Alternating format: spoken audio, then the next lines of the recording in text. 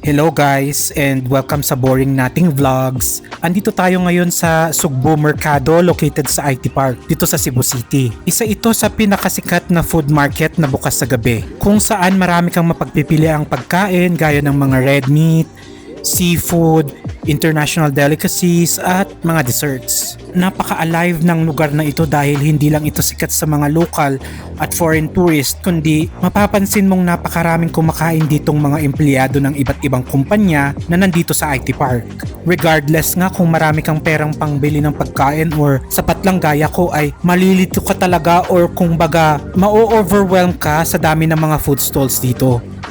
Pero since hindi pa tayo nakakatikim ng pinagmamalaki ng Cebu na lechon ay yun ang kakainin natin tonight. Guys, nilakad ko ang Sugbo Mercado from my accommodation or sa All Suns Inn ng 45 minutes. Sinundan ko lang yung Google Maps walk direction. Pero kung ayaw nyo ng lakaran, pwede naman kayo sumakay ng My Bus Shuttle. I-search nyo na lang yung mga pick-up points nila para alam nyo kung saan kayo maghihintay ng My Bus kung saan yung pinakamalapit sa hotel nyo. Pwede rin kayong mag-taxi or mag-motor taxi at syempre yung rate is depende yan kung saan kayo nakalocate sa Cebu City. Ang IT Park ay kumbaga ang Makati or BGC ng Cebu dahil dito nakatayo or nakalocate ang mga malalaking kumpanya gaya ng mga BPO companies, finance at banking, mga ganon. Kaya ang Sugbo Mercado ay pinalilibutan ng mga malalaking building. Dito sa stall na kinainan ko is per gram ang serving nila. Okay na tayo doon since delikado rin ng masobrahan tayo sa pork, no?